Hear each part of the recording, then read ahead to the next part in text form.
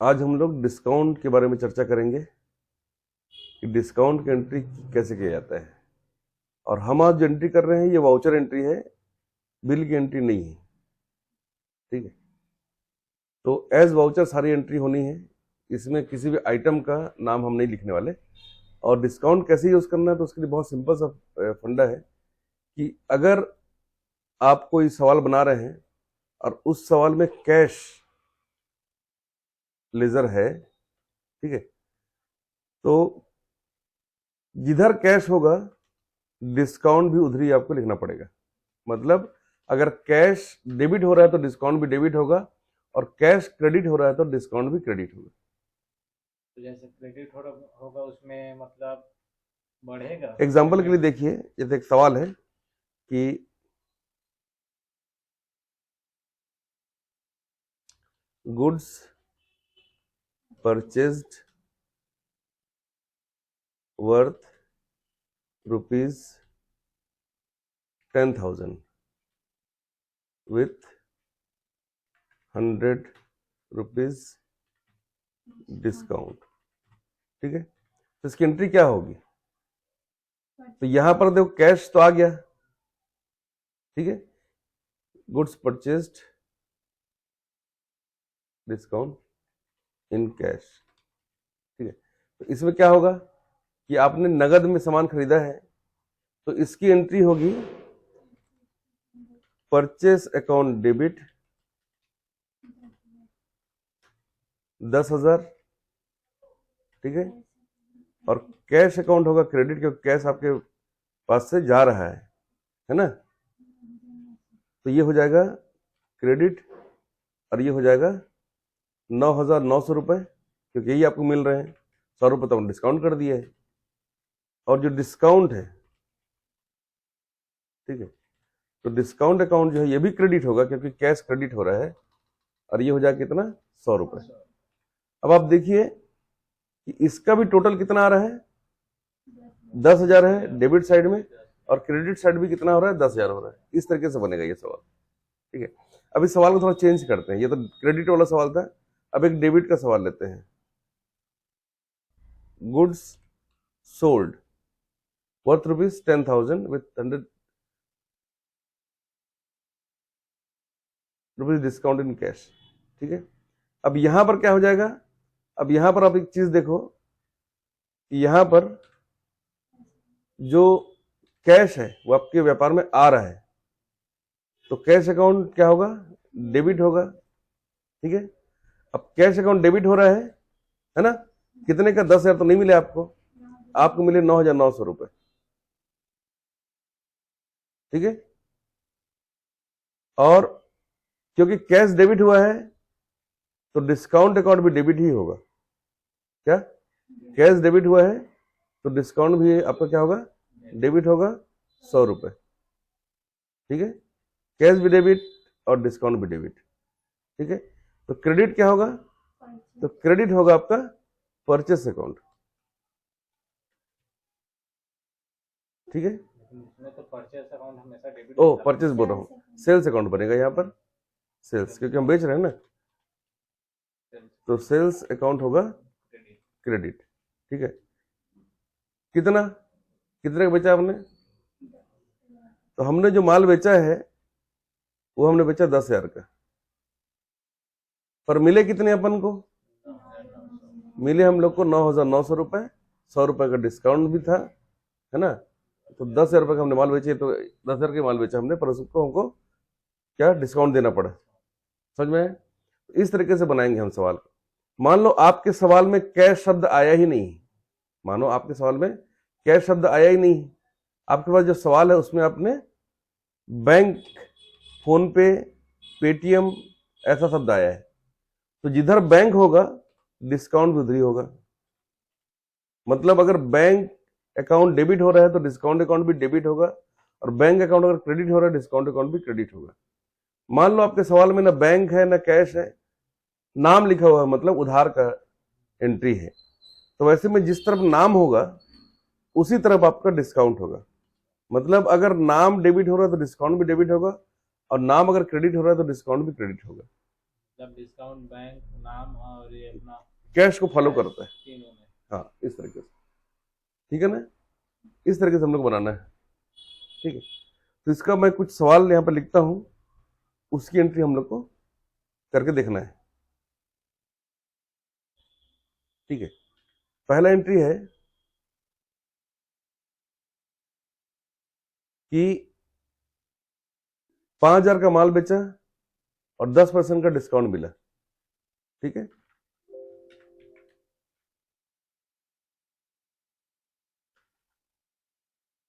ठीक है, हमने 5,000 का माल बेचा है, उस पर 10% का हमको क्या मिला, डिस्काउंट मिला है, ठीक है।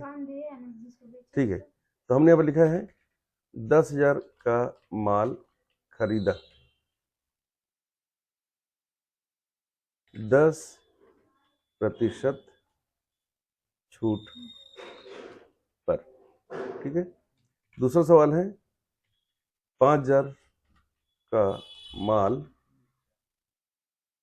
20% की छूट पर बेचा, ठीक है। तीसरा सवाल है 10,000 का माल उधार खरीदा राम कुमार से, ठीक है। चौथा, राम कुमार को 10,000 का भुगतान करने पर 5% की छूट मिली, ठीक है ना। अब इन सवालों का बहुत ध्यान समझो।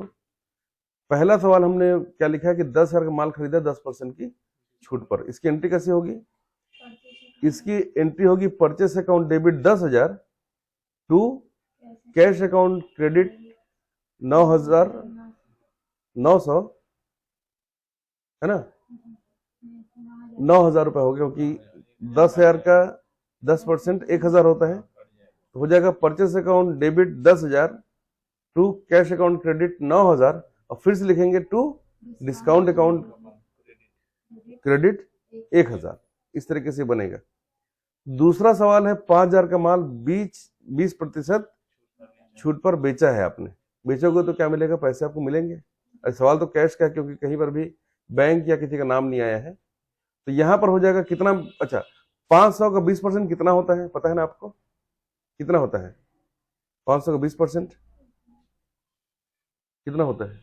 तो किसी भी संख्या में अगर उसमें से आप एक जीरो कम कर दोगे तो वो 10% हो जाता है, तो 500 का 10% कितना होता है, 5,500 हो जाता है ना, और 500 मैंने 20% बोला है तो हो जाएगा कितना, 1,000 हो जाएगा, है ना। तो इसकी एंट्री होगी कैश अकाउंट डेबिट, कितना कितना कैश मिलेगा हमको, 4,000 टू सेल्स अकाउंट क्रेडिट कितना,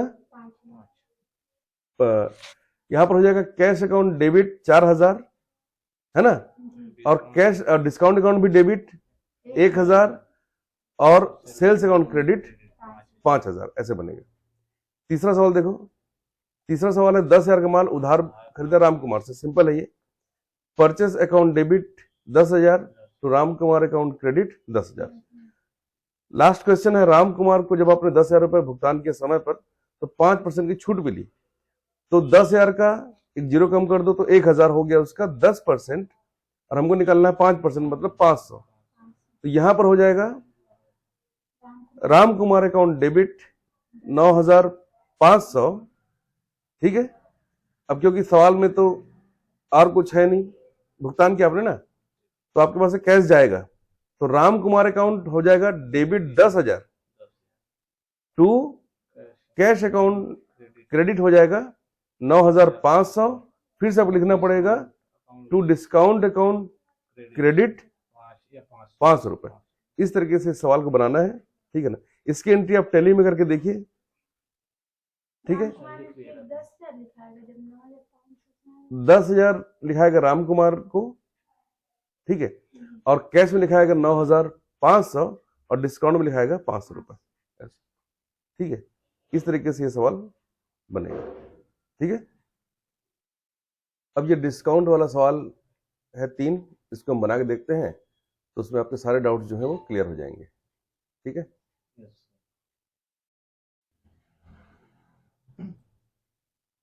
ये रहा पार्टिकुलर और यह credit resource, debit resource, credit resource, और ये सब मैंने लिख दिया। पहला सवाल है 10,000 का माल 10% की छूट पर बेचा, है ना। तो 10,000 का माल आपने 10% की छूट पर बेचा है, तो जब आपने माल बेचा तो आपको इसके बदले क्या मिलेंगे, पैसे मिलेंगे। अब पैसा आपके व्यापार में आएगा तो कैश अकाउंट हो जाएगा आपका DR, ठीक है। कितना, तो कैश डेबिट होगा कितना, 10% की छूट मिली आपको 10,000 में, तो 10,000 का 10% होता है 1,000, मतलब आपको सिर्फ 9,000 रुपए ही मिला है।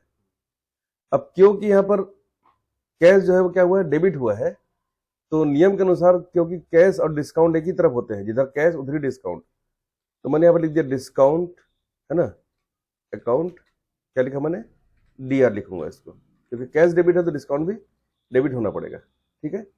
और कितना डेबिट होगा, तो 1,000 रुपए, ठीक है। लेकिन आपने कितने का बेचा है माल, 10,000। तो आपने माल बेचा है 10,000 का, तो यहां पर आपको लिखना है 10,000। अब देखिए डेबिट साइड भी 10,000 और क्रेडिट साइड भी 10,000, मतलब आपका ये सवाल इस तरीके से भी सही है, ठीक है, और नियम को भी फॉलो कर रहे हैं। दूसरा सवाल क्या है, दूसरा सवाल है 10,000 का माल 100 रुपए की छूट पर खरीदा है ना। तो परचेस अकाउंट यहां पर होगा डेबिट, क्योंकि व्यापार में माल आ रहा है, ठीक है। कितने का है माल, कितने का है, 10,000 का है, पर आपको कैश कितना मिलेगा, कैश कितना मिलेगा, कैश मिलेगा 9,900। तो कैश आपको मिलेगा 9,900 रुपए, ठीक है। तो अब यहां पर कैश कितना मिलेगा अपन को, 9,900 रुपये मिलेगा, और इसी में आपको लिखना पड़ेगा टू डिस्काउंट, कितना, 100 रुपए, है ना। इस तरीके से बनेगा आपका दूसरा सवाल, ठीक है। अब तीसरे सवाल को देखते हैं। तीसरा जो सवाल है कि 10,000 रुपए रोहित को समय पर भुगतान करने पर 500 रुपए की छूट मिली, तो आपने भुगतान किसको किया है, पाने वाला हमेशा डेबिट होता है, तो आपको लिखना है यहाँ पर रोहित अकाउंट क्या हुआ, डेबिट। कितना रोहित को देना है अपन को, 10,000 रुपए देना है, ये 10,000 लिख दिया हमने, ठीक है। टू कैश अकाउंट क्रेडिट, ठीक है। कितना कैश दिया उसको अपने, 9,500 रुपए, ठीक है। फिर से आपको यहां लिखना पड़ेगा टू डिस्काउंट अकाउंट, ये भी क्रेडिट होगा, ठीक है। कितना, 500। तो इस तरीके से हमको इस सवाल को बनाना है, ठीक है। अच्छा, एक शब्द होता है पूर्ण भुगतान। पूर्ण भुगतान का मतलब होता है फुल सेटलमेंट, मतलब अगर आपने किसी से 10,000 रुपए की उधारी ली है और आपने उसको पूर्ण भुगतान करने गए तो आपको 100 रुपए का छूट मिला, तो वो जो 100 रुपए का जो छूट मिला है आपको लिखा नहीं जाएगा, सवाल में लिखा होगा कि 100 रुपए, इसको 10,000 रुपए का पूर्ण भुगतान किया। तो पूर्ण भुगतान मतलब ये होता है कि आपको पुराना एंट्री एक बार चेक करना रहेगा कि कितने की उधार थी और पूर्ण भुगतान में कितना पैसा दिया जा रहा है, उसमें जितना अमाउंट कम रहता है उसको आपको डिस्काउंट में लिख देना है। जैसे हम 10,000 का सामान खरीदा था और 9,000 रुपए का पूर्ण भुगतान किया, मतलब 1,000 रुपए इसमें हमको छूट मिली है, इसका ध्यान रखना है, ठीक है। इस तरीके से इस सवालों को बना के हमको देखना है। अब इन सवालों को चलिए कंप्यूटर में बना के देखते हैं, ठीक है। तो पहला सवाल है 10,000 का माल 10% की छूट पर बेचा, तो यहां पर हमको एक तो बनाना है बेचा मतलब सेल्स, और छूट पर बेचा है मतलब आपने छूट दी है ना, मतलब आपने अपना कुछ क्या कर दिया, कुछ नुकसान कर लिया है, कुछ एक्सपेंसेस आपको लग गए, है ना, तो 10% का आपने अपना नुकसान करा है। तो यहां पर हम दो बनाएंगे, एक बनाएंगे क्या, पहले तो सबसे पहले बनाना है कंपनी। तो मैं यहां पर बना रहा हूं सोम ट्रेडर्स, एड्रेस और सभी डिटेल यहां पर भरना है, ठीक है, और कंट्रोल ए कर देना है। सर ये पिन कोड कहाँ बिलासपुर का है? और ये कंट्रोल ए कर दिया मैंने। अब यहाँ पर मैं क्रिएट वाले ऑप्शन में जाकर लेजर सेलेक्ट कर रहा हूँ, या लेजर में जाकर क्रिएट को सिलेक्ट कर सकते हैं आप, पुराने अगर टैली यूज कर रहे हैं तो। यहाँ पर पहले मुझे बनाना डिस्काउंट रिसीव्ड, मतलब डिस्काउंट अगर आपको मिलता है तो डिस्काउंट रिसीव्ड, और ये बनेगा इनडायरेक्ट इनकम में, ठीक है। हो सके तो इसको आप नोट भी करते जाइए कॉपी के अंदर में, तो बहुत अच्छा है। ये इनडायरेक्ट इनकम है, ठीक है। और दूसरा मैं बना रहा हूं डिस्काउंट अलाउड, ठीक है, और ये इनडायरेक्ट एक्सपेंसेस होगा, ठीक है। और मुझे बेचने के लिए बनाना पड़ेगा सेल्स का एक अकाउंट जो अंडर सेल्स अकाउंट होगा, और परचेस करने के लिए मुझे बनाना होगा परचेस का एक लेजर जो कि परचेस के अंदर होगा, ठीक है। और एक यहां पर मैं रोहित को भुगतान करने वाला हूं, मतलब रोहित का जो अकाउंट बन रहा है, रोहित कौन होगा, जिससे मैंने कभी उधार लिया होगा, ठीक है। तो ये मैं बना रहा हूं सेंड्री क्रेडिटर के अंदर, ठीक है। अब मैंने सारे लेजर बना लिए हैं। चेक करना चाहते हैं तो चार्ट ऑफ अकाउंट में जाकर मैं यहाँ पर लेजर्स को चेक कर सकता हूँ। F5 को दबाएंगे तो यहाँ पर ये दिखाई देगा इस तरीके से आपने जो भी लेजर बनाए होंगे, ठीक है। अब क्या करना है, हमको आ जाना है वाउचर में, यही सबसे इंपॉर्टेंट चीज है। अब पहली एंट्री क्या है, 10,000 का माल 10% की छूट पर बेचा। तो आपको कीबोर्ड से F8 को प्रेस करना है। सेल्स का वाउचर आ गया है। यहाँ पर आपको कंट्रोल V या कंट्रोल H जो भी आपके टैली में सपोर्ट करता है वो आप लेंगे, और एज वाउचर सेलेक्ट करने के बाद अब यहाँ पर मैं ले रहा हूं कैश, ठीक है। और कैश कितना आ रहा है, कैश आ रहा है यहाँ पर 9,000 रुपए। तो अब लिखिए 9,000, और यहाँ पर आपको लिखना है सेल्स अकाउंट। सेल्स कितने का है, 10,000 का सेल्स है। अब फिर देखिए डीआर आ, मतलब कैश भी डीआर और डिस्काउंट भी डीआर। अब यहाँ पर हम बेच रहे हैं तो हमको डिस्काउंट अलाउ करना पड़ा, डिस्काउंट हमको देना पड़ा है, तो 1,000 रुपये अपने आप यहाँ पर आ जाएगा। अब जिसका पूरा नरेशन में आप इसको लिख दीजिए कि आपने 10,000 का माल बेचा है और 10% का छूट दिया है, ठीक है। ये पहली एंट्री आपकी कंप्लीट हो गई। दूसरा जो सवाल है, 10,000 का माल 100 रुपए की छूट पर खरीदा है, तो कीबोर्ड से F9 को प्रेस करेंगे तो ये आ जाएगा आपकी स्क्रीन पिंक कलर का। कंट्रोल H को प्रेस करना है, एज वाउचर लेना है। अब यहां पर आपको लेना है डेट, F2 दबाकर। अब यहां पर लिख दिया मैंने कैश। अब कैश कितना मिल रहा है मुझे ये भी देख लो आप। कैश मुझे मिल रहा है, अगले सवाल में 100 रुपए की छूट मिली है तो 9,900 रुपए, ठीक है। और डेबिट में लिखना है परचेस अकाउंट जो कि है 10,000 रुपए का, और यहां पर परचेस करने पर मुझे छूट मिली है तो डिस्काउंट रिसीव्ड में आ जाएगा 100 रुपए, जैसे कि यहाँ पे लिखा गया है। यहाँ पर क्योंकि कैश क्रेडिट हुआ है इसलिए डिस्काउंट को भी क्रेडिट के सामने मुझे लिखना पड़ा, ठीक है। ये एंट्री हो गई सेकंड क्वेश्चन की। थर्ड क्वेश्चन है, रोहित को समय पर भुगतान करने पर 500 रुपए की छूट मिली और 10,000 का पेमेंट था। तो मैंने कीबोर्ड से F5 को प्रेस किया तो स्क्रीन जो है वो व्हाइट कलर का हो गया है। अब यहाँ पर मुझे रोहित को सेलेक्ट करना है, ये मैंने ले लिया रोहित, और रोहित को भुगतान कितना करना है, 10,000 रुपये पूरा, ठीक है। और क्रेडिट में करना है आपको कैश, और यहाँ पर 500 रुपए की छूट मिली है, मतलब मैंने उसके हाथ में 9,500 रुपए कैश दिया है, और यहाँ पर हो जाएगा डिस्काउंट रिसिव्ड। डिस्काउंट मुझे मिली है 500 रुपए की, वो अपने आप आ जाएगा। यहाँ पर देखिए क्योंकि कैश क्रेडिट हुआ है इसलिए डिस्काउंट को भी मुझे क्रेडिट करना होगा, ठीक है। अब इस सवाल में देखिए यहाँ पर मैंने बताया था कि कैश अगर डेबिट है तो डिस्काउंट भी डेबिट होगा, कैश क्रेडिट होगा तो डिस्काउंट भी क्रेडिट होगा। या फिर अगर सवाल में कैश की जगह बैंक है तो बैंक अगर डेबिट होगा तो डिस्काउंट भी डेबिट होगा, और बैंक अगर क्रेडिट होगा तो डिस्काउंट को भी क्रेडिट होना है।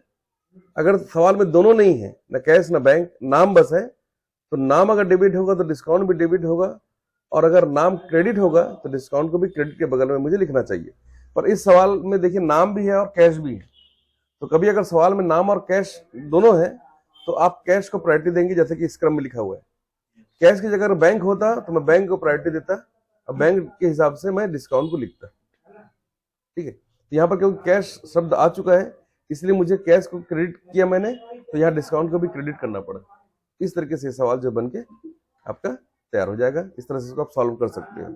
ठीक है, बार बार बना के देखेंगे तो आपके लिए बहुत इजी हो जाएगा। नेट से आप ट्रांजैक्शंस मतलब जनरल एंट्री के क्वेश्चन डाउनलोड करिए, बना के देखिए, तो आपसे बहुत आसानी से ये बन सकता है।